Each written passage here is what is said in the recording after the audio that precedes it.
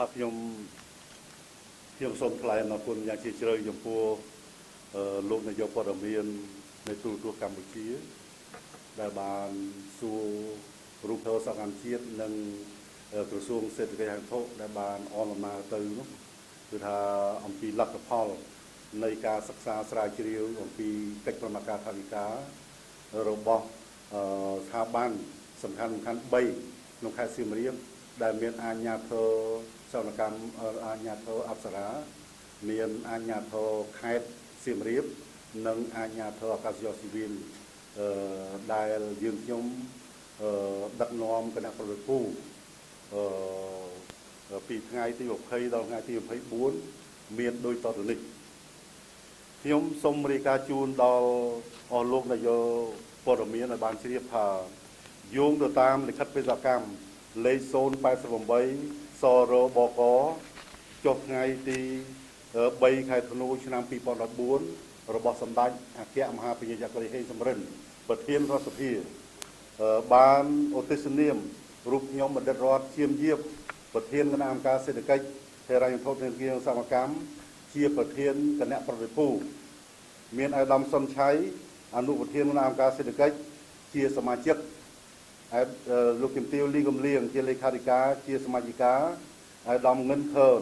សមាជិកគណៈកម្មការទី2ជាសមាជិកអាយដាមឈឹមម៉ាសមាជិកគណៈកម្មការទី2សមាជិកអាយដាមបណ្ឌិតចាយបូរិនសមាជិកគណៈកម្មការទី2សមាជិកអាយដាមខីវ៉ាន់ដេតសមាជិកគណៈកម្មការទី2ជាសមាជិកអាយដាមលឹមកំយ៉ាសមាជិកគណៈកម្មការទី2សមាជិកនិងអាយដាមឡុងប៊ូនីជាសមាជិកគណៈកម្មការទី2ជាសមាជិក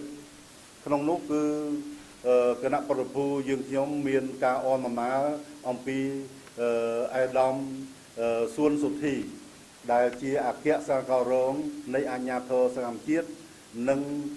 អាយដាមឈុនសុភាពអនុរដ្ឋលេខាធិការក្រសួងសេដ្ឋកិច្ចនិងហិរញ្ញវត្ថុព្រមទាំងសក្ការីបានអមដំណើរក្នុងនោះក៏មានមន្ត្រីជាន់ខ្ពស់របស់អគ្គលេខាធិការដ្ឋាននៃរដ្ឋសភាមួយចំនួនបានរួមដំណើរផងយើងបានចេញដំណើរពីថ្ងៃទី20ខែធ្នូកន្លងទៅហើយទៅដល់ខេត្តសៀមរាបយើងឃើញថានៅល្ងាចនោះយើងខ្ញុំសូមរាយការណ៍ជូនថាគោលការណ៍សំខាន់របស់គណៈប្រតិភូដែលដឹកនាំដោយរូបខ្ញុំផ្ទាល់បណ្ឌិតរដ្ឋឈៀមយាបប្រធានគណៈអង្គការសេដ្ឋកិច្ចហិរញ្ញវត្ថុនេះគឺថាយើងមានបំណងដូចជាលិខិតបេសកកម្មរបស់សម្ដេចអគ្គមហាពញាចក្រហេងសំរិនលោកបានដាក់ជូនឲ្យគណៈកម្មការក៏ដូចជាទៅរដ្ឋាភិបាលកម្ពុជាក្នុងនោះគឺមានទីស្តីការគណៈរដ្ឋមន្ត្រីដែលជាអ្នកទទួលបន្ទុកទទួលខុសត្រូវទៅលើអាជ្ញាធរអប្សរា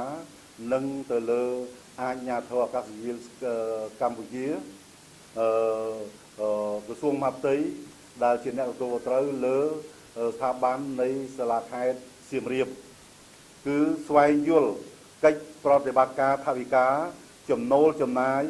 របស់អាជ្ញាធរអប្សរាអាកាសយោស៊ីវិលខេត្តសៀមរាបនិង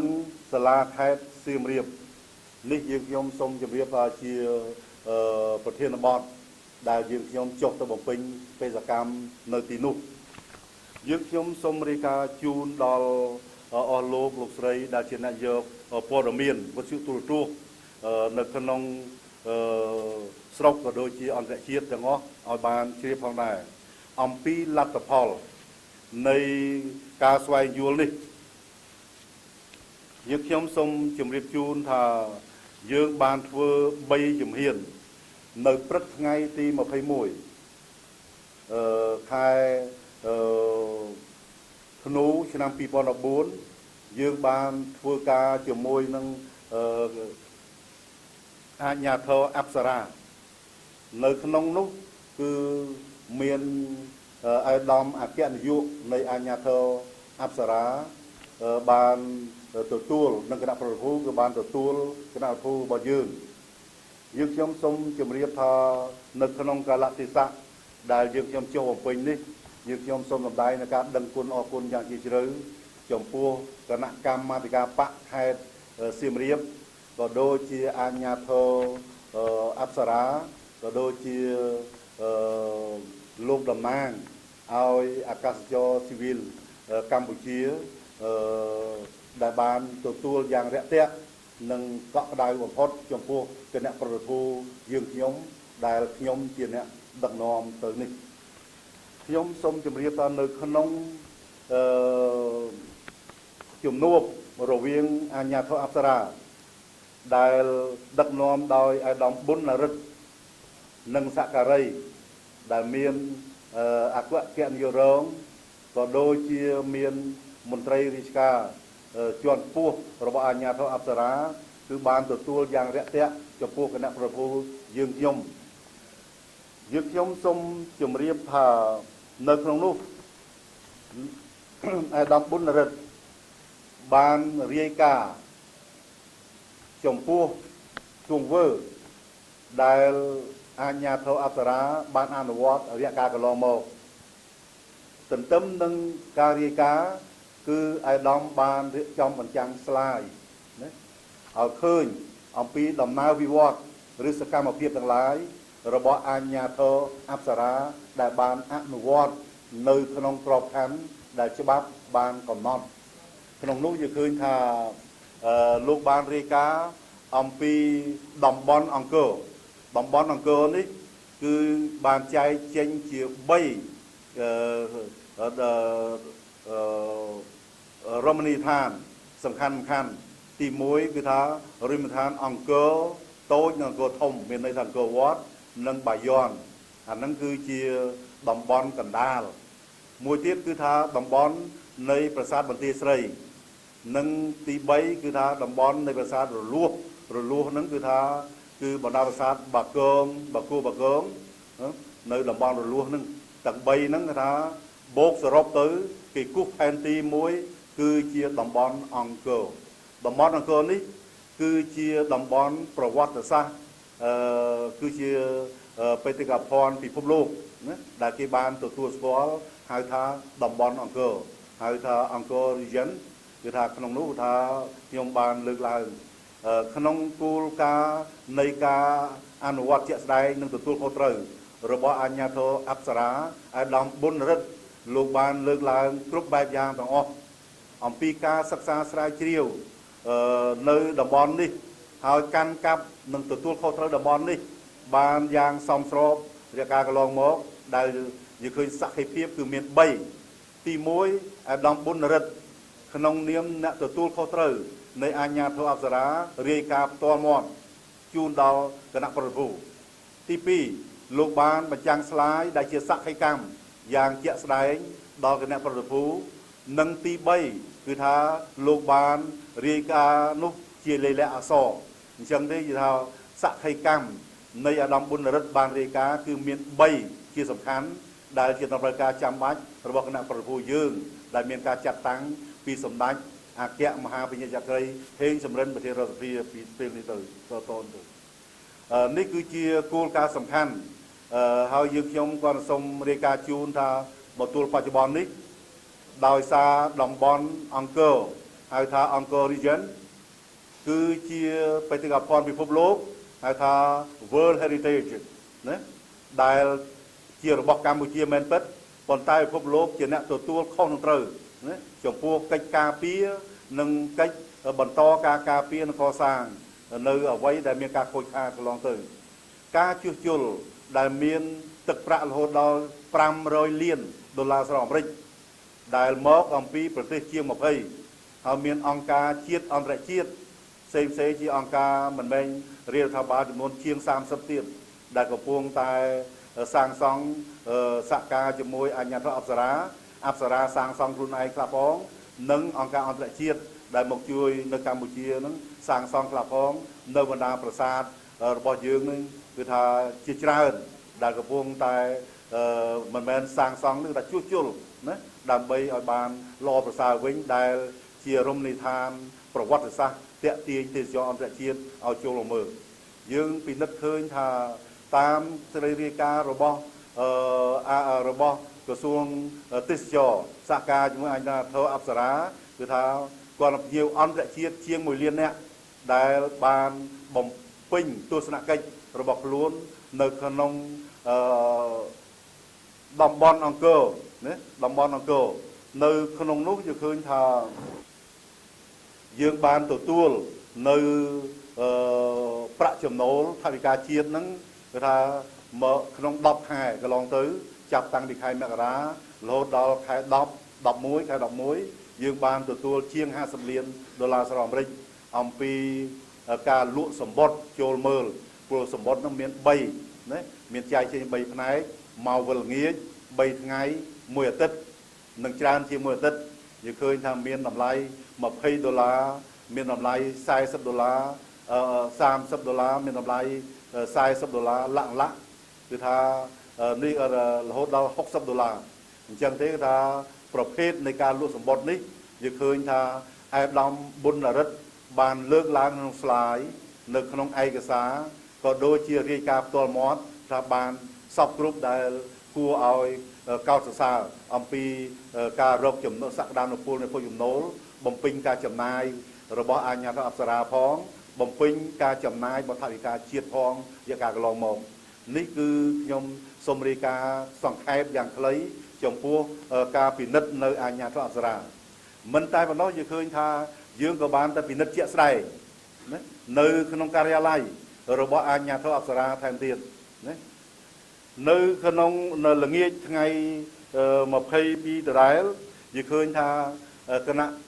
ប្រតិភូដែលមានគ្រប់គ្នាដែលខ្ញុំបានជម្រាបជូនខាងដើមហ្នឹងបានទៅមន្ទីរខេត្តសៀមរាបនៅក្នុងនោះយើងបានទទួលយ៉ាងរាក់ទាក់និងកក់ក្ដៅបំផុតអំពី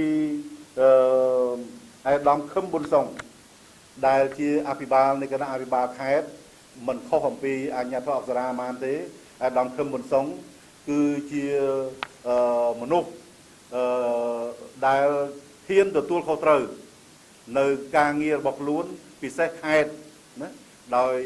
រូបខ្ញុំជាអតីតអភិបាលខេត្តព្រៃវែងផងហើយជាអតីតរដ្ឋមន្ត្រីក្រសួងទេសចរផងខ្ញុំបានយល់ដឹងអំពីការងារទេសចរក៏ដូចជាការងារខេត្តឃើញថាអាដាមទទួលខុសត្រឹមត្រូវចំពោះមុខរដ្ឋាភិបាលចំពោះមុខក្រសួងមហាផ្ទៃក៏ដូចជាចំពោះមុខគណៈប្រតិភូនោះថាបានយ៉ាងកក់ក្ដៅដោយរាយការណ៍អំពីសភាពការទូទៅរបស់ខេត្តសៀមរាបរាយការណ៍អំពីរាល់ការងារទាំងឡាយដែលមានពាក់ព័ន្ធទៅនឹងនយោបាយសេដ្ឋកិច្ចនិងសង្គមគិច្ចរបស់ខេត្តហើយពិសេសគឺការងារជាក់ស្ដែងក្នុងនោះបានរាយការណ៍អំពីកិច្ចប្រមាការថវិការបស់ជាតិនិយាយឃើញថាក្នុងនោះ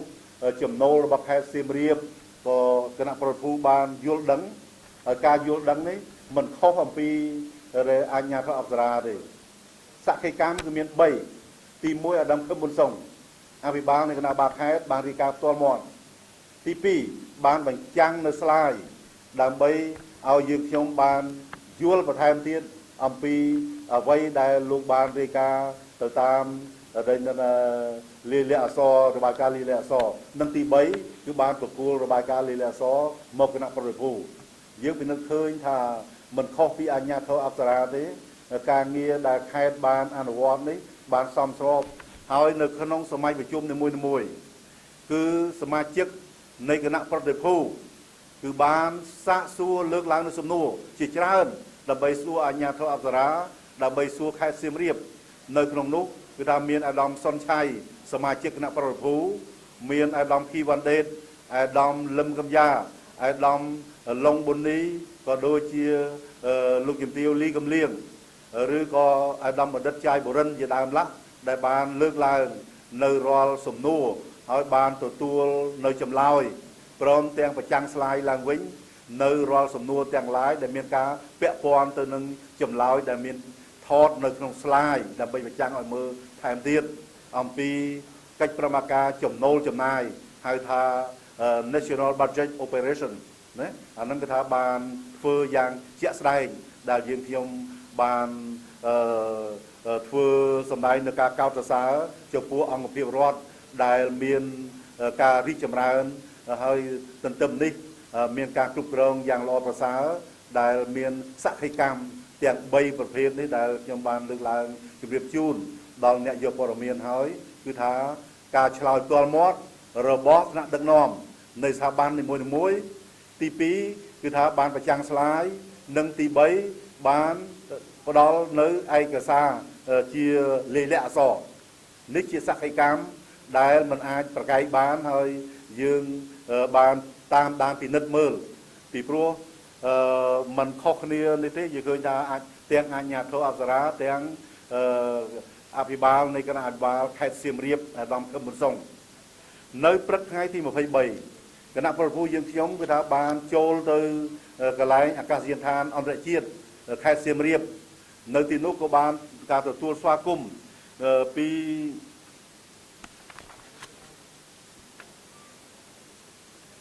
អាដាម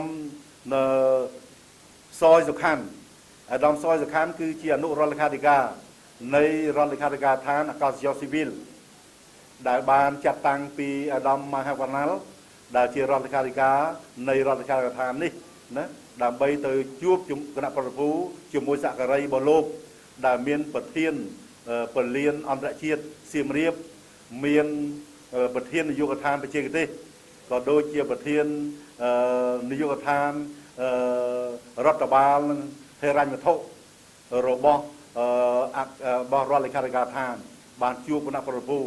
និងមានមន្ត្រីមួយចំនួនផ្សេងទៀតណាហើយការទទួលស្វាគមន៍យ៉ាងកក់ក្ដៅគឺថា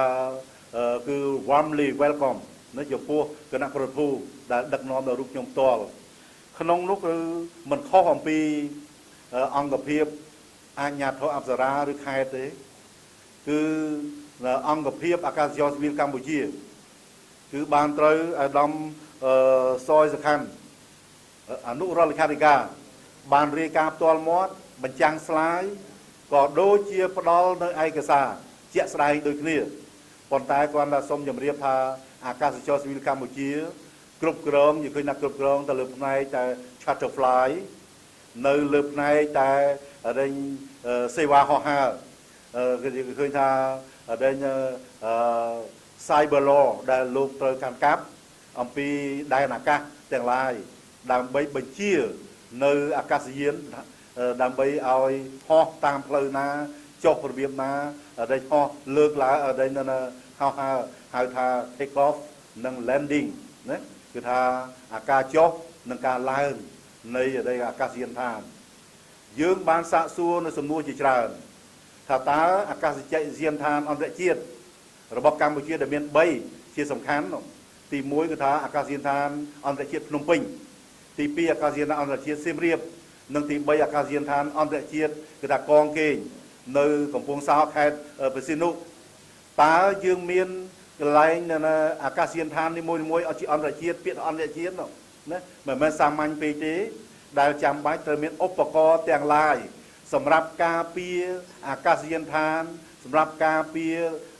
ថាអ្នកធ្វើដំណើរ passengers គឺថាដែលគេបានឡើងនិងចុះណានៅអាកាសយានដ្ឋានបានត្រឹមត្រូវដែរទេហើយមានថាដូចជា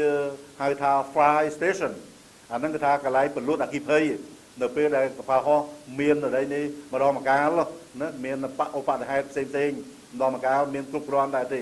ណាយើងឃើញថាយើងទទួលបានទាំងរបាយការណ៍ទាំងការឆ្លើយបំភ្លឺណាហើយទន្ទឹមនេះទៀតដូចជាអាកាសយានដ្ឋានអន្តរជាតិយើងខ្ញុំពិសេសខ្ញុំដែលជាអតីតរដ្ឋមន្ត្រីទេសចរមួយរូបដែលបានយល់ដឹងអាកាសយានដ្ឋានអន្តរជាតិសៀមរាបគឺវានៅជិតទៅដល់រមណីយដ្ឋានប្រវត្តិសាស្ត្រពិសេសគឺថាអង្គរតូចអង្គរធំណានៅពេលនៅតែ4គីឡូហើយអញ្ចឹងដល់ការឡើងចុះមានការយើងឃើញថាវាអាចចោតទី1គឺសំឡេងរបស់សំឡេងរបស់អាកាសយានរបស់កប៉ាល់ហោះវាអាចធ្វើឲ្យមានរំញណារំញជា ondulation ណា ondulation នោះទៅដល់នេះទៅអាចមកយូរឬឆាប់យើងឃើញអាចអង្គើនៅអីនេះហ្នឹងណាហើយទី2ទៀតយើងឃើញថាអាការរត់ណា runway ឬក៏ដល់វានៅនេះហ្នឹងតែរបស់បាល់ហោះអា take off និង landing ដែលធ្វើឲ្យមានការរំខានហើយជួនកាលយើងមិនអាចដឹកបានទេថាស្មារតីយើងនិយាយថានេះចុះក៏ពេលសើយស្រាប់តែដែលត្រូវចុះទៅវាមិនបានចុះទៅដល់runway វាលេងទៅលើក៏ប្រាសាទអង្គរលេងស្រាប់តែធ្លាក់ឬក៏ឡើងទៅលើប្រាសាទអង្គរនេះអញ្ចឹងយើងបានសួរថាតើរដ្ឋបាលកម្ពុជាមានគម្រោង ដើម្បីបញ្ជាដើម្បីរៀបចំទេនៅអាកាសយានដ្ឋានអន្តរជាតិពោធិ៍ចិនតុងទៅឲ្យឆ្ងាយអំពីប្រាសាទដែលជាបេតិកភណ្ឌសកលលោកនឹងពិភពលោកនឹងឬទេណាអានេះខ្ញុំសូមជម្រាបថាយើងខ្ញុំសូមសម្ដែងនៅការកោតសរសើរចំពោះសម្ដេចអគ្គមហាសេនាបតីតេជោហ៊ុនសែនដែលសម្ដេចបានយល់ដឹងយ៉ាងច្រើននៅរាល់ការងារដឹកនាំគ្រប់គ្រងនៅមាតុភូមិកម្ពុជាក៏ដូចជាប្រជាជនកម្ពុជាយើងពិសេសបេតិកភណ្ឌជាតិគឺសម្ដេចមានគម្រោងដើម្បីធ្វើយ៉ាងម៉េចជំរុញឲ្យអាកាសយានដ្ឋានហ្នឹងទៅនៅឆ្ងាយអំពីបេតិកភណ្ឌពិភពលោកនេះណាគឺថានិយាយឃើញថានៅផ្នែកខាងថ្ងៃខាងមុខគឺថាអាកាសយានដ្ឋាននេះនឹងអាចលើកទៅនៅស្រុកខាងជើងខាងកើតនៃទីក្រុងសៀមរាបចម្ងាយប្រមាណជា40គីឡូម៉ែត្រអញ្ចឹងនិយាយឃើញថាផុតអំពីភាពរញ័រឬក៏ភាពបដិព្រួយបារម្ភរបស់ប្រជាជនកម្ពុជាក៏ដូចជាអង្គការ UNICEF ដែលជាអ្នកគ្រប់គ្រងនៅលើបេតិកភណ្ឌនៅលើរមណីយដ្ឋានអន្តរជាតិក៏ដូចជានៅលើជាតិរបស់យើងតរៀងទៅហើយទន្ទឹមនេះទៀតយើងឃើញថាដោយបច្ចេកទេសអ្នកបច្ចេកទេសរបស់កម្ពុជានិងអន្តរជាតិក៏បានយល់ដឹងអំពីរាល់ការងារទាំងឡាយហ្នឹងក៏បានធ្វើម៉េចឲ្យមាន deviation គឺថាឲ្យមិនឲ្យចំប្រសាទអង្គរពេកទេឡើងដល់ពេលកម្ពស់ឬ altitude វាប្រមាណត្រូវងាករេចេញពីសពប្រសាទអង្គរមិនឲ្យចំនោះទេណាឲ្យចំថាដូចថាឡើងទៅបាន5-600 ម៉ែត្រត្រូវទៅបែរចេញណាកុំឲ្យចំប្រសាទអង្គរពេកអាពេលដែលចុះឬឡើង take off ឬក៏ landing ណានេះគឺថាយើងបានសួរហើយយើងបានសួរច្រើនទៀតណាអំពីអ្វីដែលជាឧបករណ៍សម្រាប់បដិញបំពេញការងារនៅពេលដែលអាកាសយានមានគ្រោះថ្នាក់អញ្ចឹងទេថាយើងមានគ្រប់កន្លែងទាំងអាកាសយានដ្ឋានអន្តរជាតិភ្នំពេញអាកាសយានដ្ឋានអន្តរជាតិសៀមរាបនិងអាកាសយានដ្ឋានកោះកេងនៅខេត្តព្រះសីហនុនេះយើងឃើញថាជាអ្វីដែលខ្ញុំបានលើកឡើងអំពីកិច្ចប្រតិបត្តិការចំណូលចំណាយគឺយើងបានទទួលដោយសារតែអាកាសយានដ្ឋានអន្តរជាតិរបស់យើងនេះគឺមាននៅអង្គការរបស់បារាំងមួយដែលគេបានរែងសហការជាមួយនឹងរដ្ឋបាលកម្ពុជាគឺគេបានជួលនៅអាកាសយានដ្ឋាននេះដើម្បីអនុវត្តនៅរាល់ការងារទាំងអស់ដែលមានការពាក់ព័ន្ធទៅនឹងការឡើងចុះរបស់អាកាសយានដ្ឋានអន្តរជាតិឲ្យទៅអន្តរជាតិគឺថាយើងឃើញថាមានក្រុមហ៊ុនបារាំងក្រុមហ៊ុនហៅថា SCR នេះគឺថាភាសាបារាំង Société Concessionnaire Airport អញ្ចឹងទេគេបានជួលថាក្នុងមួយរយៈពេលជាមួយរដ្ឋាភិបាលដែលមាន agreement មានកិច្ចសន្យាច្បាស់លាស់ហើយបានរៀបចំធ្វើយ៉ាងណាពាក្យអន្តរជាតិគេមានឧបករណ៍សម្រាប់កិច្ចការពារធ្វើ protection គឺថាជាអន្តរជាតិណាមានតាំងពីការបញ្ជាហោះហើរចុះឡើងមានតាំងពីការបញ្ជាតាមអាកាសមានតាំងពីហៅថា fire station គឺថាកន្លែងឡានសម្រាប់ពលុតអាគីភ័យវាមានក្រុមសម្រាប់បដិការពារនៅ passenger ដែលបានចុះនឹងឡើងណាហើយនឹងមានក្រុម group គាត់ថា working group របស់គេគ្រប់គ្រាន់ទាំងអស់នេះយើងខ្ញុំគាត់សូមរាយការណ៍ជូនដល់អស់លោកដែលជាអ្នកយកលោកស្រីដែលជាអ្នកយកព័ត៌មានទាំងអស់ណាអំពីអ្វីដែលគណៈប្រភូដែលដឹកនាំដល់រូបខ្ញុំផ្ទាល់ណាប៉ុន្តែក្នុងនេះខ្ញុំសូមជម្រាបមានការសោកស្ដាយយ៉ាងច្រើនដោយសារសមាជិកគណៈប្រភូខ្លះណាលោកនៅពេលដែលខ្ញុំធ្វើការណែនាំដល់ស្ថាប័នទាំងឡាយដែលយើងត្រូវចុះទៅត្រួតពិនិត្យអំពីអ្វីដែលជាបេសកកម្មរបស់យើងខ្ញុំក្នុងកិច្ចប្រតិបត្តិការចំណូលចំណាយថវិកានោះណាអាដាមខ្លះឆ្លប់យកដល់ពេលវេលានឹងចេញទៅក្រៅដើម្បីតាក់ទងទៅនឹងបណ្ដាអ្នកយកព័ត៌មានអំពីខ្សែទូរទស្សន៍ឬក៏វិទ្យុផ្សេងនោះណាដើម្បីបំផ្លើសនៅអ្វីដែលខ្ញុំជាអ្នកដឹកនាំប្រធានអ្នកប្រពូណាក្រៅនឹងសិស្សសមាជិកអ្នកប្រពូទាំងអស់ណាហើយខ្ញុំអត់មានបានណែនាំឲ្យទៅធ្វើអីណានេះនោះទេហើយអាចកំបាំងខ្ញុំទេប៉ុន្តែគាត់យកទៅធ្វើហើយការធ្វើរបស់គាត់ហ្នឹងមួយចំនួនធំគឺបំផ្លើស ពាក្យណាដែលយកចំណេញលឿននយោបាយពិសេសគឺថាអាយដាមសុនឆៃណាដែលជាអនុប្រធានខ្ញុំមិនពិតប៉ុន្តែគាត់ជាសមាជិកគណៈប្រតិភូទេហើយគាត់បានលើកឡើងថាគាត់ដឹកនាំប្រតិភូមិនមែនទេគឺខ្ញុំមិនได้រត់ឈាមយាបណាអស់លោកពិនិត្យលេខិតបេសកកម្មរបស់សម្ដេចហេងសំរិនណាខ្ញុំប្រជុំខ្ញុំមិនអាដាមសុនឆៃទេណាអាហ្នឹងគឺថាសុំអ្នកព័ត៌មានមេតា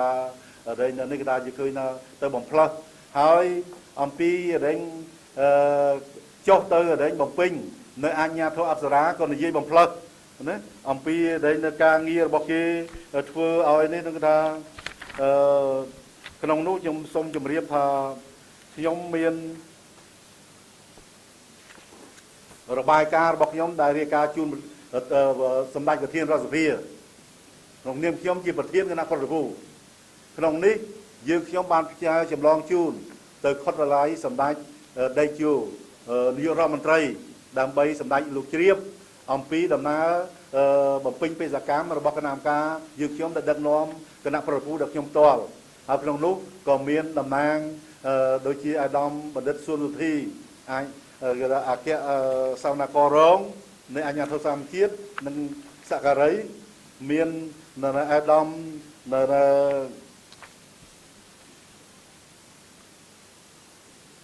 ឈើនសុភាពអនុរដ្ឋលេខាធិការក្រសួងសេដ្ឋកិច្ចហិរញ្ញវត្ថុណាអញ្ចឹងទេជាងត្រូវរាយការណ៍ជូនទៅសម្ដេចដើម្បីខុទ្ទកន្លែងលោកជ្រាបហើយរាយការណ៍ជូនសម្ដេចយើងរាយការណ៍ទៅទីស្តីការគណៈរដ្ឋមន្ត្រីដែលមានអាដាមឧបនាយករដ្ឋមន្ត្រីសុកអានណាលោកជាអ្នកគ្រប់គ្រងអាជ្ញាធរអប្សរាក៏ដូចជាអាកាសចរស៊ីវិលកម្ពុជាណាឲ្យលោកជ្រាបថាតើយើងបានធ្វើយ៉ាងម៉េចយើងបានសួររបៀបណាខ្លះគេឆ្លើយយ៉ាងម៉េចខ្លះហើយនៅសេសសល់បញ្ហាសេសសល់ថា challenges the problem យ៉ាងរបៀបណាខ្លះយើងបានរាយការណ៍ជូនអស់មានសល់ទេយ៉ាងម៉េចខ្លះហើយយើងបានរាយការណ៍ជូនទៅក្រសួងមហាផ្ទៃហើយបានជូនរបាយការណ៍នេះទៅគ្រប់បដិអង្គភាពដែលយើងបានចុះទៅនោះដើម្បីគេថាយើងមិនមានការបំផ្លើសអីទេអ្វីដែលយើងមើលឃើញយើងស្ដាប់ឮណាយើងបានត្រួតពិនិត្យហើយយកច្បាប់ធ្វើជាមូលដ្ឋានសម្រាប់បដិ check balance យើងឃើញថាយ៉ាងណាខ្លះនោះយើងបានធ្វើ conclusion ដើម្បីរាយការណ៍រួចរាល់អស់ហើយនេះក្នុងរបាយការណ៍របស់ខ្ញុំដែលត្រូវចុះទៅខ្ញុំសូមជម្រាបថាការនិយាយបំផ្លើសរបស់អាយដាមសុនឆៃដែលមកពីគណៈបក្សសង្គ្រោះជាតិបានធ្វើឲ្យនៅគណៈបកគាត់ហ្នឹងគឺថាទី1អាជ្ញាធរអប្សរាបានធ្វើ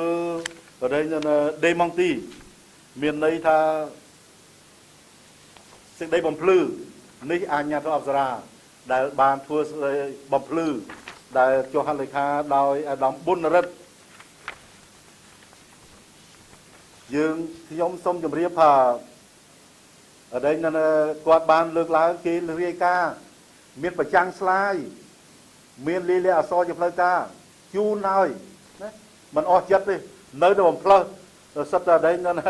ចំណូលទៅបាន$1 លានក្នុងឆ្នាំមកចេះគាត់តាមចំណូលកប៉ាល់ហោះដែលទេសចរគេរាយការណ៍មកគាត់អត់គិតថាអំពីសៀមរាបខ្មែរដែលចូលទៅគេអត់មានយកលុយទេណាហើយចំណែកឯដែងបរទេសចូលទៅតែជាង1 លាននាក់ទេគាត់គិតជាង4 លាននាក់ទៅតាមតួលេខដែលក្រសួងទេសចរបូកសរុបហើយគាត់គុណយកហ្មងទៅឃើញ150 លានទៅណានោះហើយអាហ្នឹងតែជាការបំផ្លើសដែលគេលើកឡើងក្នុងនេះអញ្ចឹងទេគឺថាมันមានអ្វីដែលនេះថាជាការបំផ្លើសដែលมันគួរទទួលយកបានហើយខ្ញុំសូមជម្រាបថាខ្ញុំបានធ្វើសេចក្តីថ្លែងការណ៍របស់ខ្ញុំមួយកន្លងទៅខ្ញុំថាអាដាមសុនឆៃជាសមាជិកគណៈប្រតិភូពេលដែលខ្ញុំត្រូវនិយាយជាមួយនឹងអាជ្ញាធរដឹកនាំគណៈប្រតិភូទៅនិយាយជាមួយគេកំពុងនិយាយគាត់ដើរចេញបាត់បីទៅលោបនិយាយបំផ្លើសជាមួយកសែតទូរទស្សន៍ឬក៏រ៉ាឌីយ៉ូផ្សេងណាខ្ញុំមិនទទួលខុសត្រូវទេក្នុងនាមគណៈប្រតិភូនោះគឺថាការនិយាយរបស់គាត់ធ្លាប់ជាអតីតលេខាធិការនៃគណៈកម្មការទី7របស់ខ្ញុំប្រធានគណៈកម្មការទី7 5 ឆ្នាំនៅអាណត្តិទី1ណា93 98ណាអញ្ចឹងខ្ញុំដឹងតែគាត់នឹងថាចេះខ្ញុំបានសូមជម្រាបថាកន្លងទៅដែលគាត់បានលើកឡើងបំផ្លើសគ្រប់បែបយ៉ាងឲ្យមកឆ្កឹះតកាយគ្រប់បែបយ៉ាងមិនមែននេះទេខ្ញុំមិនមែនជាអ្នករុញទូកបដោយទឹកទេណា mình miền ở vậy là nơi là chỉ cao bằng plus đàn mình cua từ tua dọc bàn ở nhóm sông chìm riết ta nhóm hà ai đom sông cháy chỉ xem chức cái nắp bờ phù phía đặc nhóm tên này dê giờ môi đang anh nhà thớ đặc nom cái nắp bờ phù tên dê giờ môi kia cái buông dê có đai trên bàn đang bay từ lâu dê bằng plus giờ môi cái sai tu tua rồi còn đây là rạp vô xem nhỉ đấy nhóm mình từ tua có trời đi nông niệm cái nắp bờ phù nữa thạc can thì dây bạc quát lọp chia ở tây tạ ở đây lấy khai thì caใน cái nam ca tìm pearl bọc nhung trong một thiên cái nam ca tìm pearl pram chứ nam là nạp tìm môi nó cài bay đấy ở trên nhom đắng là con nó tha chứ nhóm ban xong nhom riêng ta cả long tới để con ban lương lạc bọc plus group bài giang ở mau các tờ cài group bài giang mà men đấy nhóm mà men chỉ nè rồi tu vào đôi tức thì đấy nhom xong nhom riêng cái nạp bạc nhom cái đôi ta đấy phơi khóc nhưng mình tam thế ta khóc cho bắp bán đấy giờ cho bắp thương mùi than vô tin đi chia cái lái phơi đang nơi cho bắp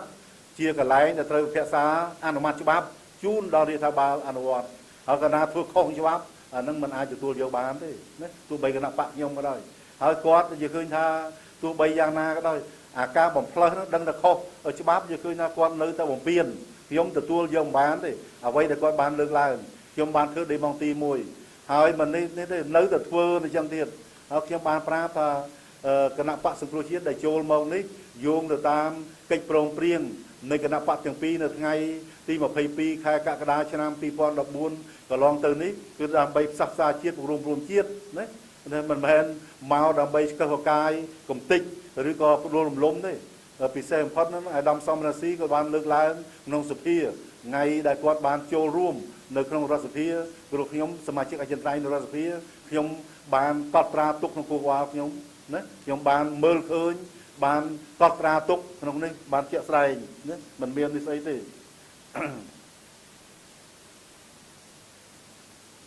ខ្ញុំសូមជម្រាបថាទន្ទឹមនេះខ្ញុំបានទទួលលិខិតមួយអាហ្នឹងណាថាคล้ายខ្ញុំមិនដឹងទេប៉ុន្តែខ្ញុំបានទទួលលិខិតទៅដេញមួយរបស់នេះនេះគណៈបកសង្គ្រោះជាតិមិនដឹងថាคล้ายទេ logo គណៈបកសង្គ្រោះជាតិហើយត្រាគណៈបកសង្គ្រោះជាតិនេះបានមិនទទួលខុសត្រូវចំពោះអដែងបុគ្គល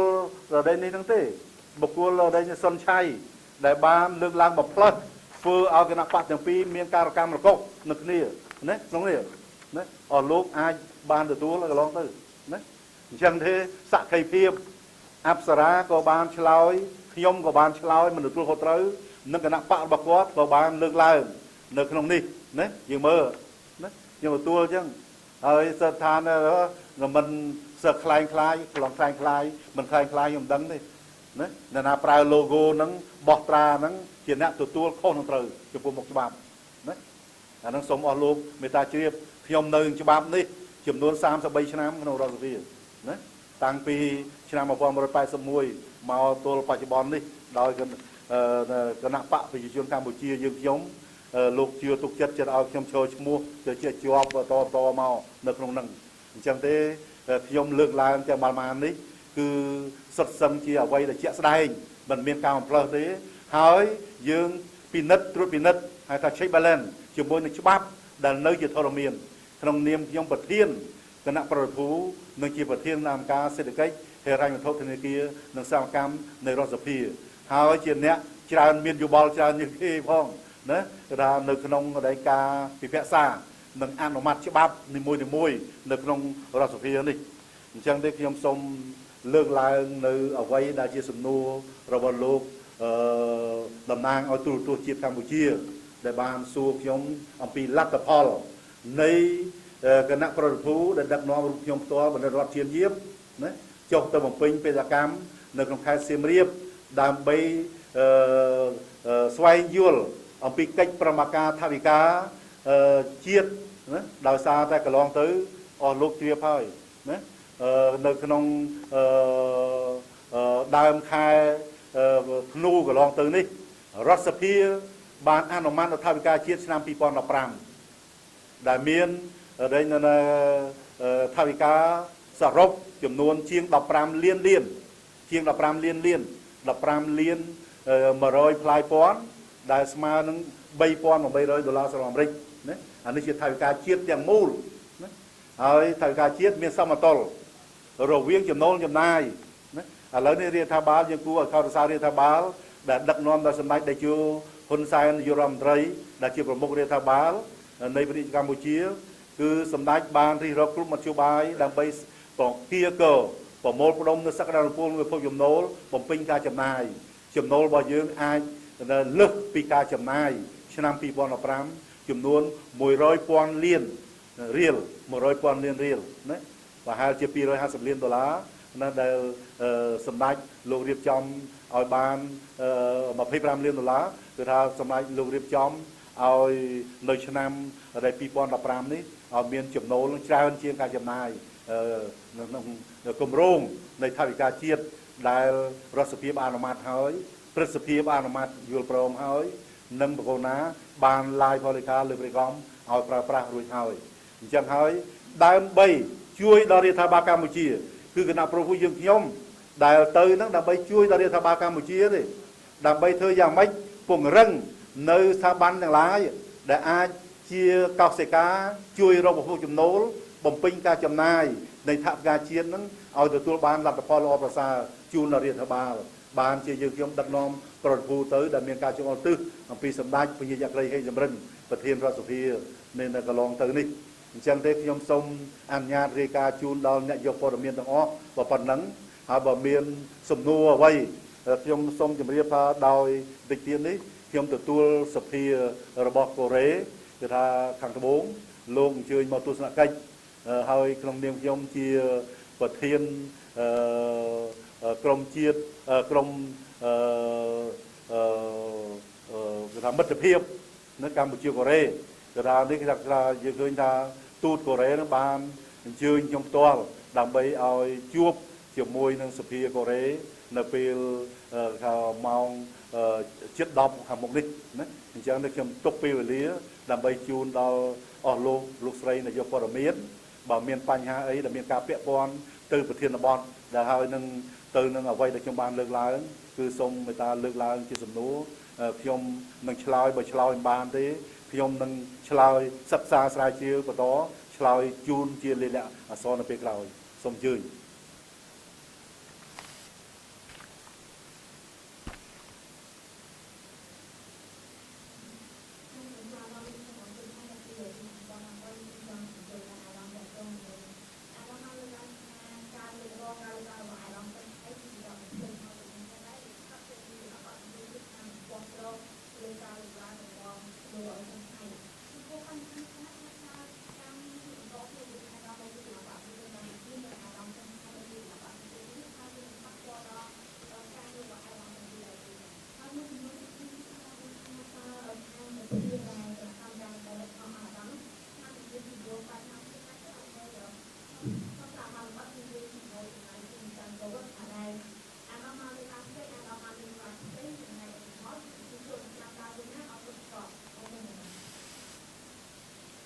បាទខ្ញុំសូមអរគុណនឹង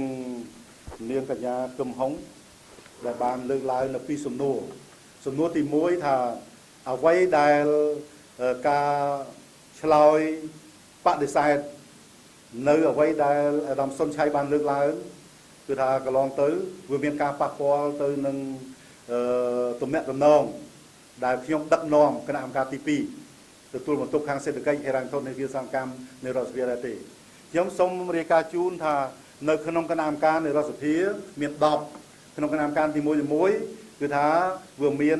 5ប្រធានរបស់គណៈបកប្រជាជនកម្ពុជា5របស់ប្រធានគណៈបកសង្គ្រោះជាតិអញ្ចឹងនៅក្នុងដែល5ហ្នឹងយើងមាន9រូបណាពីព្រោះថាក្នុងក្នុងបទបញ្ជាផ្ទៃក្នុងរដ្ឋសភា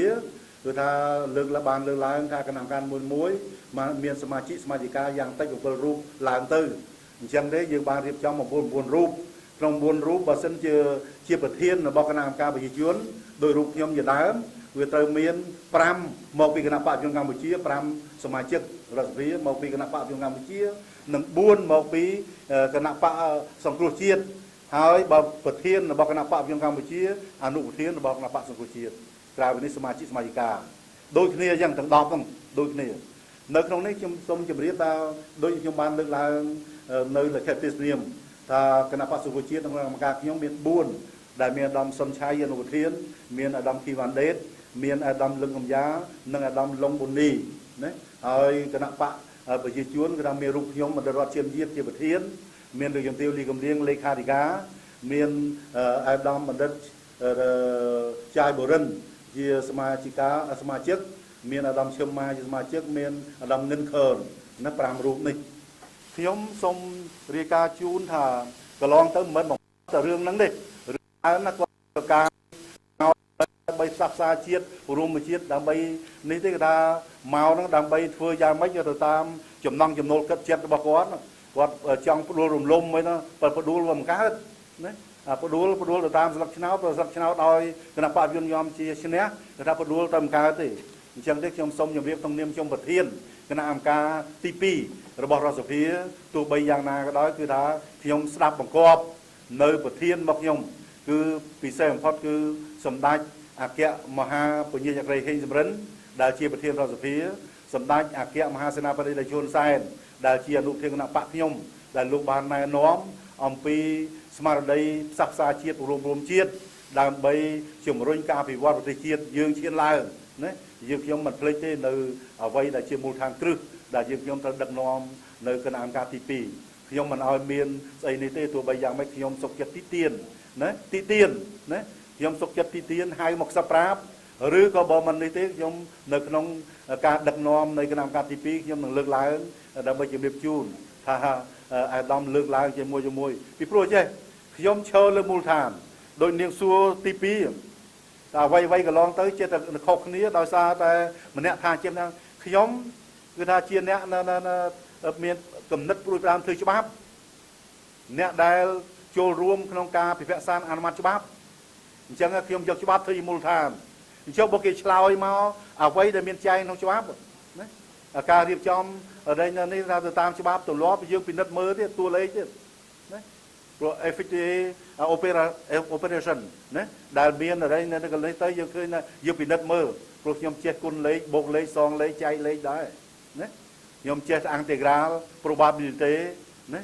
ចេះ theory des ensembles អីនៅរៀបចំគ្រប់អីនៅនឹង mathematics អីនេះយើងចេះដែរអញ្ចឹងការងារដែលច្បាប់ចែងយ៉ាងម៉េចយើងអនុវត្តតាមហ្នឹងយើងពិនិត្យឃើញតាមហ្នឹងណាហើយកន្លងទៅដូចជាអីចំណូលសូមជម្រាបថាបើលោកស្រីអស់លោកយកអីស្លាយគេមកប្រចាំងបានយល់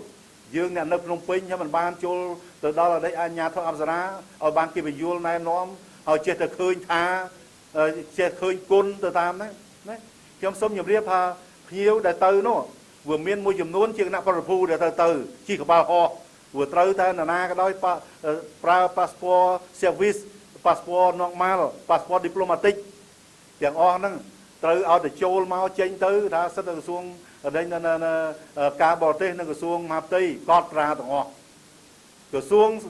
ទេសចរទៅយកពួកខ្ញុំរដ្ឋមន្ត្រីទេសចរ5ឆ្នាំអញ្ចឹងទេ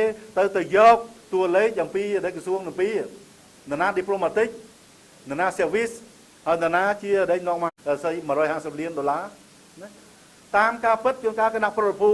មកហ្នឹងបំពេញទស្សនកិច្ចជាផ្លូវការនៅកម្ពុជាអញ្ចឹងឲ្យទៅមើលសៀមរាបអត់មានត្រូវការទិញសបុតទេខ្មែរទៅមើលជាឃើញតែអត់នេះទេ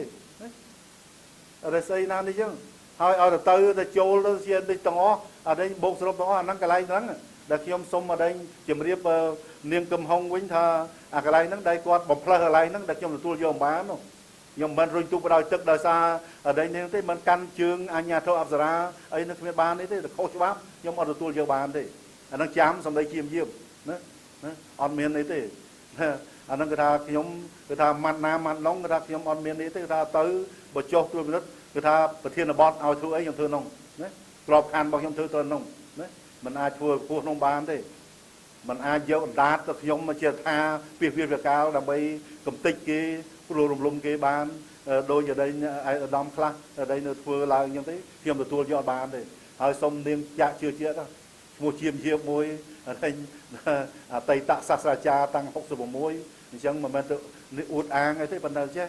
ខ្ញុំមិនឲ្យមានការប្រឆាំងទេគោរពអនុវត្តទៅតាមកិច្ចព្រមព្រៀងនៃថ្នាក់ដឹកនាំនៃគណៈបកទាំងពីរដែលបានធ្វើនៅថ្ងៃទី22ខែកក្កដា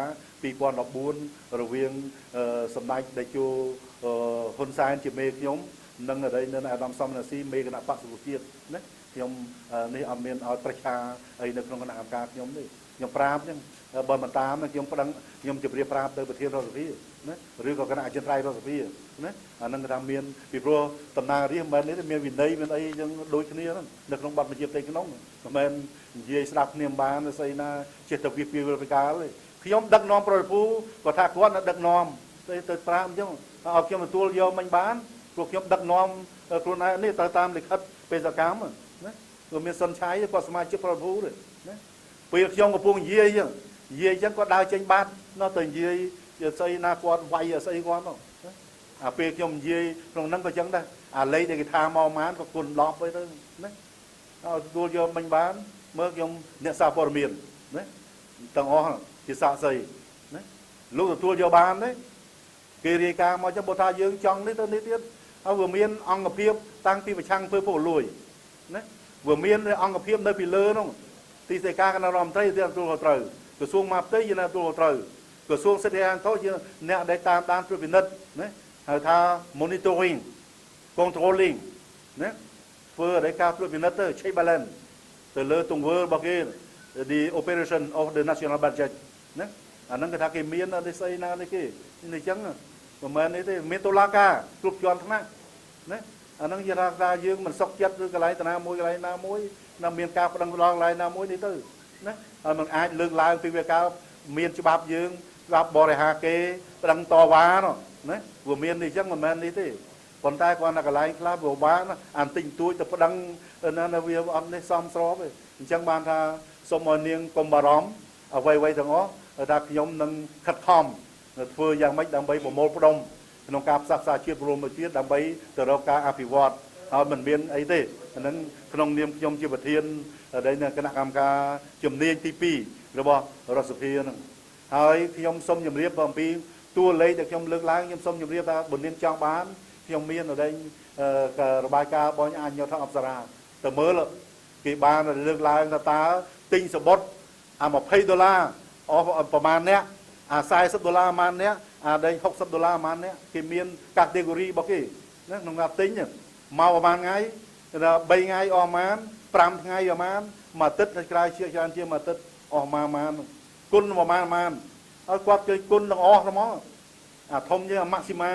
នៃអីនៅតម្លៃអីនេះគាត់ថាឃើញថាអីគុណទាំងអស់ហើយនាងទទួលយកបានទេបើគេមកទៅ3ថ្ងៃគុណដាក់គុណគេមក$60អីនៅ7ថ្ងៃដែរអានោះទៅបានអាកន្លែងខុសគ្នាអញ្ចឹងអាតំណឹងដែរខ្ញុំទទួលយកបានណាព្រោះខ្ញុំមានសាក្សីជាក់ស្ដែង3ទី1ប្រធាននៃអង្គភាពរាជការជូនដល់គណៈប្រភូទី2ស្លាយគេប្រចាំងទៀតហើយទី3ក្រោយពេលគេចប់មកដល់គេប្រគល់ដល់របាយការណ៍លាយលក្ខណ៍អក្សរឲ្យយើងណាអញ្ចឹងអានឹងជាសក្ខីកម្មហើយអញ្ចឹងបើសិនជានាងចង់បានទៅយកអានោះមើលណាព្រោះថាវាមានការឆ្លើយតបអំពីអាដាមអគ្គនាយកនៃអប្សរាអីស្អីណានេះណានឹងថាដោយសារអានេះខ្ញុំហាក់ដូចជាឆ្លើយបំភ្លឺជូនដល់នាងកំហុងប៉ុណ្ណឹងខ្ញុំសូមអញ្ជើញទៀត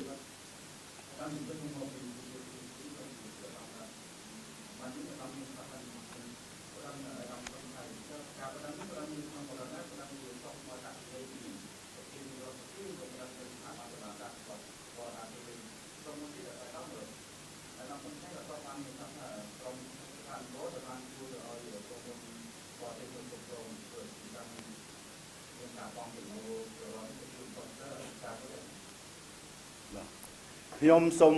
ជម្រាបជូនដល់លោកនាយកព័ត៌មាន CDN ដោយតទៅនេះទី1ខ្ញុំសូមម្ដេចម្ដងទៀតទី1ទៅមិញប្រាំបាទសូមជម្រាបខ្ញុំមិនប្រើថាពាក្យប្តឹងទេសូមជម្រាបចេះនៅក្នុងគណៈយន្តកាលណាដែលនេះជាឃើញថាគណៈយន្តត្រៃគឺជាអ្នកមានសិទ្ធិដើម្បីសម្រេចនៅរាល់ការងារទាំងឡាយទី1ដូចជាដែលនិយាយស្ដាប់គ្នាលែងបាននៅក្នុងគណៈកម្មការពួកខ្ញុំសូមជម្រាបថានៅដែលសភាគេខ្លះគេលេងដកក្បាលមីក្រូហ្វូនវាយគ្នានៅជប៉ុននៅតៃវ៉ាន់នៅកូរ៉េនៅឥណ្ឌាជាដើមឡាក់ខ្ញុំសភា33ឆ្នាំអាដាមអលោក cái đặc sông nhầm riêng tha dương bên ai chơi trong tất cả thế đấy thì hãy chặt tung nhiều bài vô đấy chẳng thấy con là gì chui co sang cái này pra pha tận năng mình trâu thế ai đâm tận thưa che môi công này hồi công can chương là kho rồi còn đây nèประพฤติอำเภอผู้รวยอยู่ในปราบปัจจุบันยังมั้งเจมวยยังปราบได้ยังมูลเหตุในการได้ก่อสร้างกี้เนาะทำไปกี่ล้อเนาะนะเอาไปกี่nơiมันสร้างเด็ดอยู่คือยังมีเมย์ยืงในกระไรนะขณะเจนไตรเราสปีเอายมจีสมาชิกน้องยมเลือกลายคือผมมีเมย์ก่อนได้ไอ้ดอมกำสุขาเชียอนุปเทียนนักปะก่อนเอาเชียอนุปเทียนที่มวยในได้เราสปีก่อนnơiน้องสร้างก่อนอันนี้ช่วยดอกสายนี่ก่อนเลยน้องเอ้ยนะอันนั้นก็ทากรยมจมเรียบตื่นนะดังไปช่วยไกลลมอแทนที่เอามันเติมในที่ใส่ประเทศเราสิพี่โลกีเนี่ยตัวชันเตียนุสิตสำหรับสำรักในรอบการเงียบบอลเนี่ยมาดีบ้างที่ปีไอ้ที่ปีจูลบ่ายมสมจมเรียบพากระลองตื่นยมกาวไตตะเรามันไรคงเตจอปีชนะไปสมบัยเราชนะกายใบดำอีโรลังตัวขยมรำไรเตจอกลายอะไรขยมตัวปีขยมขยมสมยมเรียบตั้งไปเปลลงมาเปลได้จัดตั้งมนตรีริชกาจวงปูระบอาเกียนโยธานปีอาเกียนโยธานเตจอเอาตัวอะไรนั่นตรวจปินัดนั่งตรีเยอะกับอะไรนี่เนาะอย่าเคยเชื่อบัตรลุยนะเชื่อบัตรลุยจานเป้การต้องตำเงือปีอาโพสchẳng thế này trời ca lùi rồi cha này ao tới pil ná người ta dốc lùi cha pil nó đào phá chẳng tới tha chỉ cười na chẳng hai ban chia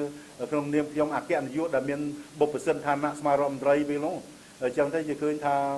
trong America chun tới sầm đai cào coi một tiếng ban sầm đai ác kẹn mà sna để chun sai nông niệm sầm đai trên rầm rây người ta lục ban riệp trong tha chẳng thấy tờ rô ở đây là cầm con ai cái chuôn đấy đám bấy bong chun rót bong chun xây từ tao agreement từ tao mà đây là cách săn già chẳng hỏi ăn miên là hiến này miên là cầm hôn sau khi mấy nữa sau khi mấy ở đây quạt hiên là có này quạt không đấy quạt hiên ở đây là cho cách săn già đó cho cách săn giá chứ khơi ta nở pê là Campuchia miền Ca đi chìm ra hàng vì sai từ chó đại dương miền Heta ra nhân quan rúp bộ quan mà sai từ chó sơ cục rón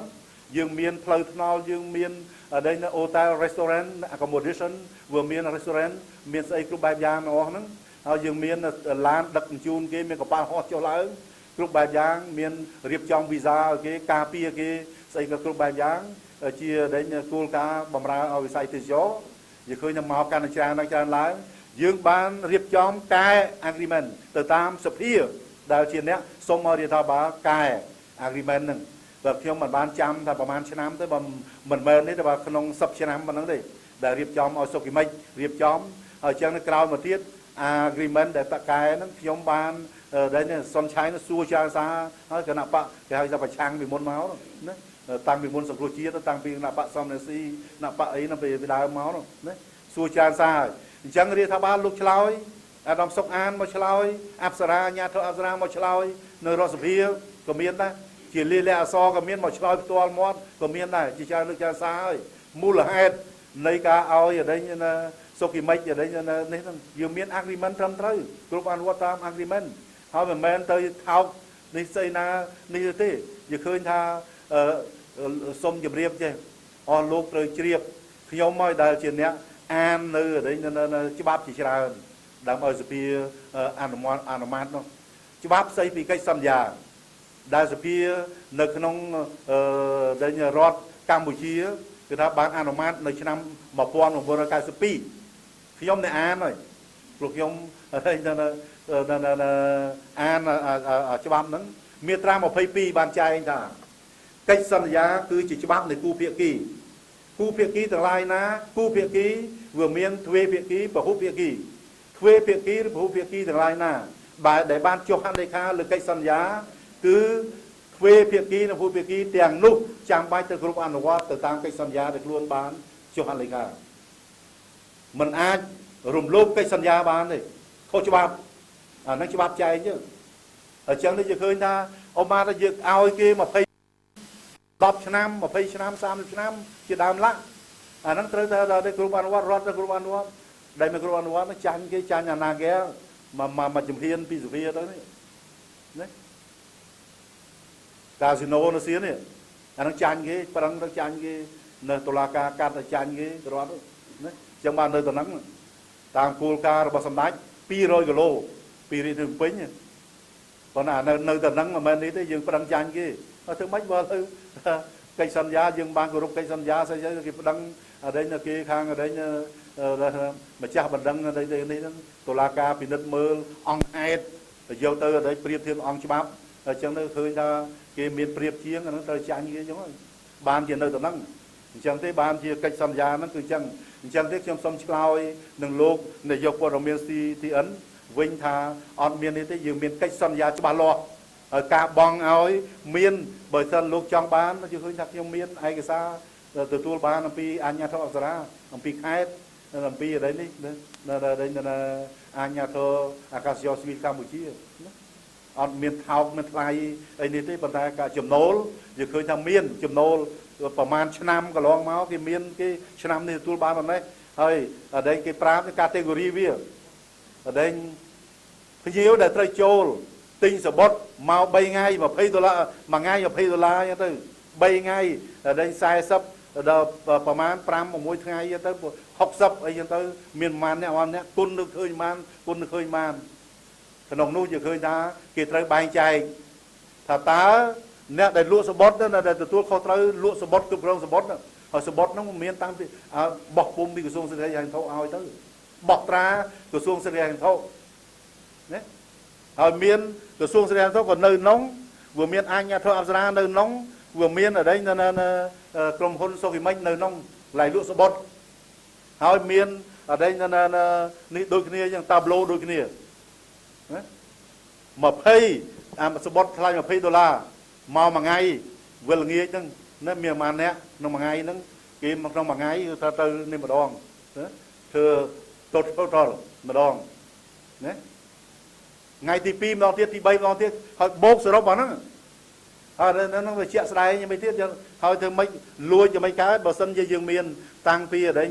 នៅអាជ្ញាធរវាតាំងពីក្រសួងសេដ្ឋកិច្ចហិរញ្ញវត្ថុវាមានតាំងពីនេះលុះត្រាអ្នកទាំងអស់គ្រប់គិតអានោះទៅយើងមិនដឹងទេចាំទៅមើលជាក់ស្ដែងបើឃើញភពខិតប្តឹងទៅអដែងនៅអាជ្ញាធរអដែងនៅប្រឆាំងអំពើពុករលួយ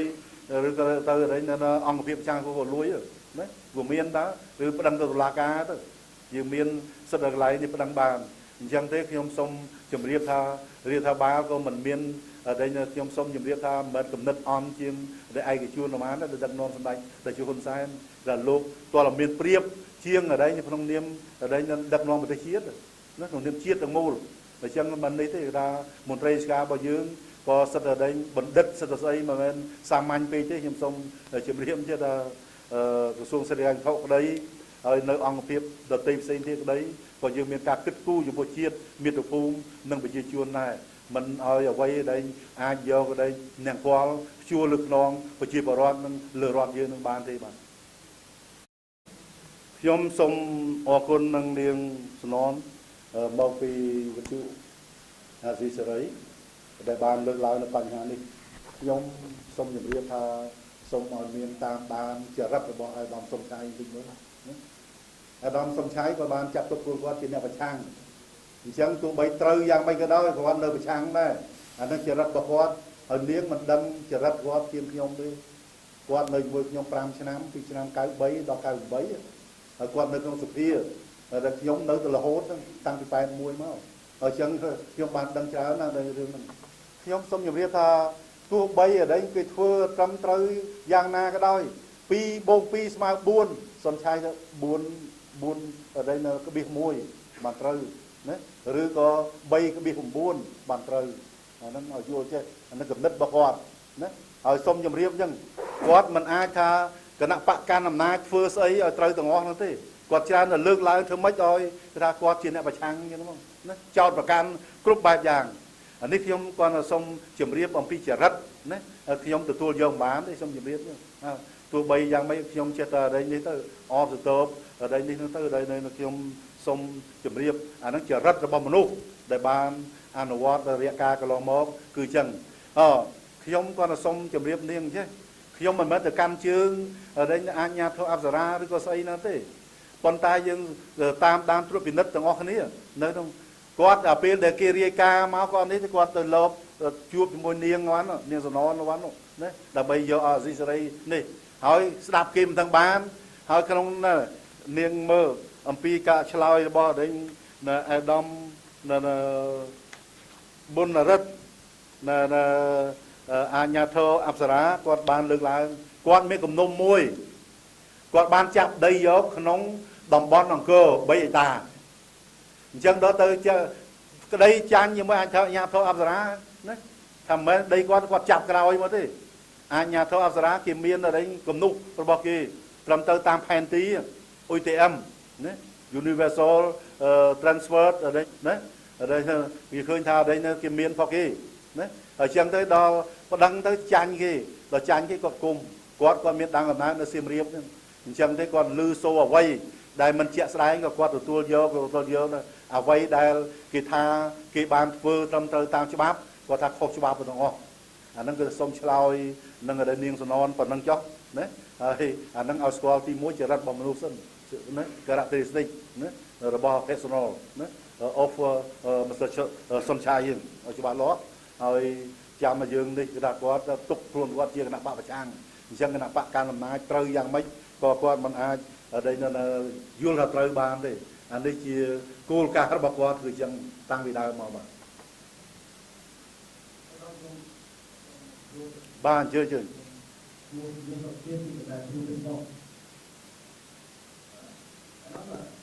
មិនថាគេបានលើកឲ្យដល់ក្នុងក្នុងការលើកអស់ឯកឧត្តមថៃថាគោលលេខក្នុងការជាការទីការចូលតាមឯកឧត្តមមើលទៅការវាយគាត់អាចតាមផ្លូវខ្លះនេះក៏មិនត្រូវតែដល់ឯកឧត្តមតែថាមានជាមិនប្រក្រតីចំពោះអាញាធរអប្សរាហ្នឹងជាមួយមួយទៀតរឿងដៃថាជួល70ឆ្នាំហ្នឹងបានតម្លៃដល់6លានជាងអានេះវាត្រឹមត្រូវតែគឺមិនយ៉ាងម៉េចបាទខ្ញុំសូមអរគុណនឹងលោកមាសសុភាមកពីភ្នំពេញប៉ុស្តិ៍ខ្ញុំសូមជម្រាបចេះអ្នកសារព័ត៌មានគឺចាំបាច់ត្រូវតែធ្វើយ៉ាងម៉េចដើម្បីអនុវត្តទៅតាមក្រមរបស់សារព័ត៌មានឲ្យបានច្បាស់លាស់ដែលមានចែងក្នុងច្បាប់សារព័ត៌មានណាពីព្រោះការលើកឡើងគឺការបំផ្លើសនិយាយឃើញថាគេអាចប្រឹងផ្ដាល់ឲ្យបានអញ្ចឹងបានថាខ្ញុំអរគុណណាស់ដែលលោកបានសួរណាតាមធម្មតាដីដែលជួលមាន3ដំណាក់ហើយសូមចេះលោកមាសសុជាអាចទៅយកអីណាសុំឯកសារនៅក្នុងឯកសារមានលិលាអក្សរណាហើយមេព័ត៌មានខ្ញុំនេះណាប្រធានយុគឋានព័ត៌មានបរិសុទ្ធិណាលោកនេះសួរគាត់នេះទៅឲ្យគាត់ទៅយកពីគណៈកម្មការខ្ញុំ3ដំណាក់កាលមាន23ឆ្នាំណា23ឆ្នាំមានប្រហែលឆ្នាំមានដល់70ឆ្នាំទៅគាត់ថាទេអញ្ចឹងទៅជាក្នុងកិច្ចសន្យាក្នុង23ឆ្នាំហ្នឹងគេឲ្យជាដំណាក់កាលពេលណាដែលគេអនុវត្តការងាររបស់គេបានត្រឹមប៉ុណ្ណាក្នុងរយៈពេល2ឆ្នាំគេត្រូវឲ្យប៉ុន្មាន4ឆ្នាំឲ្យប៉ុន្មាន5ឆ្នាំឲ្យប៉ុន្មានតទៅគេមានអញ្ចឹងណាហើយគេឲ្យតាមអញ្ចឹងហើយគាត់នឹងចង់បានគេជួលប្រហែលទាគេទាំងអស់ហើយគេមិនទាន់បានធ្វើអាជីវកម្មហ្មងហើយបានលុយណាមកសងទាំងអស់បានអញ្ចឹងបានអស់លោកធ្វើយ៉ាងម៉េចគឺថាលោកមើលអានោះច្បាស់លាស់ណាហើយចឹងសុនឆៃចិត្តទៅលើកឡើងណាហើយយកអ្វីដែលបូកសរុបអំពីក្រសួងការបរទេសពីក្រសួងម៉ាផ្ទៃពីtourist ដែលគាត់លើកឡើងពីនេះអ្នកដែលត្រូវចូលប្រមាណក៏គុណប៉ុណ្ណឹងថាទៅមើលនេះទៅមើលអង្គរហ្នឹងទាំងអស់គ្នាហ្នឹងតាមការពិតនេះមកភ្នំពេញណាជាវិនិយោគិន investors ណាវាមកជា businesses ណាគេមកជាtourist ហើយទូរីហ្នឹងមកមើលទៅភ្នំពេញគេអត់ទៅទេប៉ុន្តែគាត់គុណអាហ្នឹងណាអញ្ចឹងកន្លែងហ្នឹងហើយលោកទទួលយកបាននេះខ្ញុំសួរមើលណាក្រមសីលធម៌របស់អ្នកយកព័ត៌មានខ្ញុំហើយដែលជាអ្នកស្ដាប់បើថាបានខ្ញុំនិយាយក៏ខ្ញុំស្ដាប់ដែរនៅក្នុងរដ្ឋសភាស្ដីអំពីរបបសារព័ត៌មានច្បាប់ហ្នឹងនោះណាអញ្ចឹងអ្នកយកនេះក៏ថាយល់ច្បាប់ដូចគ្នាហ្នឹងណាអញ្ចឹងទេបានខ្ញុំសូមជម្រាបអញ្ចឹងហើយខ្ញុំសូមរាយការណ៍ជូនអស់លោកជ្រាបថាកន្លងទៅមានអាដីមាន3មាន23ឆ្នាំមានស្អីណានេះនោះ nó chua lời na kla nó kì miên cách sân giá bọc kì rồi dọc không năm ti muối rồi dọc mát pi man nó không bài cá kì miên bọc kì của mất đôi con dọc phá vào mát chết sập năm ban của muối liên ở đây nên cái con mơ tua lấy bọc kì nó không bảo man năm nó ban bảo man liên bốc sờ rốc vào đây là đấy nó đấy từ mơ xa lang với nhỉ bởi lúc mơ lang với như đây là xong chứ nhom xong po tha thưa mấy anh what nơi Crom Selthor implementation đấy nơi Crom Selthor FC bo ở đây ní nó bàn cho bà lo nơi to riêng tới ở đây nó người ta cái sai na đây gì bật tròn kỳ tràn chưa ở đồng plug ra exaggerate ở đây situation người ta nó người ta mình dùng chạp thế nó lụa ấy đánh cái này chừng đấy ở dương business ở dương bán đăng họ này đấy chẳng bàn là phim xong nhập riêng bà lục miết sốc chia trong kiếp cho bác đấy xong mà chạy tông nó bật thiên vô than sao phổ miền nhóm đam bây giờ nhóm on miền đi thì hoặc cái trong đăng cho bác từ mơ đi nó đấy rồi xong thơ mấy ăn qua rồi bán nước lòng sờ thua bò này vô phổ miền bác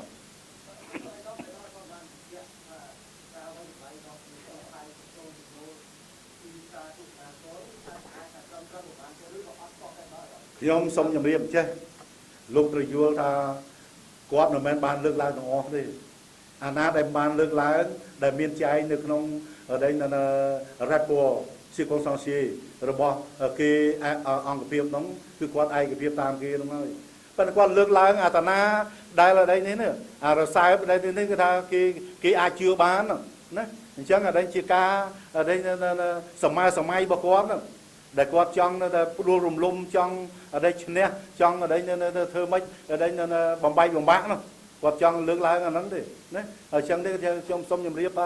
khi ông mình ai về tầm lái ba má đấy pro đôi chia đây cháu mình đang vay tầm lái theo việc bàn lui ba má đón rồi có plon ba má đón nhưng mà vay tầm lái để chia đón chun thì còn hai con nhầm riệp chăng na để con bàn dưới nó có ai thêm không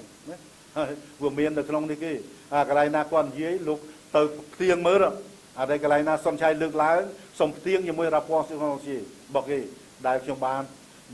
dầu máu nóประมาณฉบับnó không có làm cao tivi bọc nhung đấy rồi bỏ nhà thuốc áp giá rồi bỏ cái nạ rồi bỏ đây apiban cái nào ba khai xiêm riệp rồi bỏ nhà thuốc sang cam chiết đại rồi bỏ đây là Akasian Than civil đại sông đạiประเทศรัสเซียลูกบานđạoประเทศnó bón đọc nhung cho từ nhung đi bật vào năng đấy ở trong đây ở nhung thà trời ba màn khâu ba màn na đây kia ria ca máu để con bắt bàn dễ cứ con trời luôn đấy ở cái na lương láng cứ lương láng đây kia chẳng lai na để kia song say lai na đây đi không tụ bay kia ria ca kia trời rồi con nơi thật khâu đây nên cả lương láng bà con cứ chia đây chia rất là bom nút nó để bàn lương láng bà bán này cuộc nhóm thọp thư professor đang trong học của muối đấy ở đây xong chụp điệp môi đặt phim đăng riêng pedagogy psychology bạc loa hoặc nhóm professor vì đã mình sang mạnh phê thế riêng pi năm đấy nơi không ở đây ecole pedagogy đấy anh sĩ túy đấy ở trong bạn đang chỉ rất bom nút rồi đấy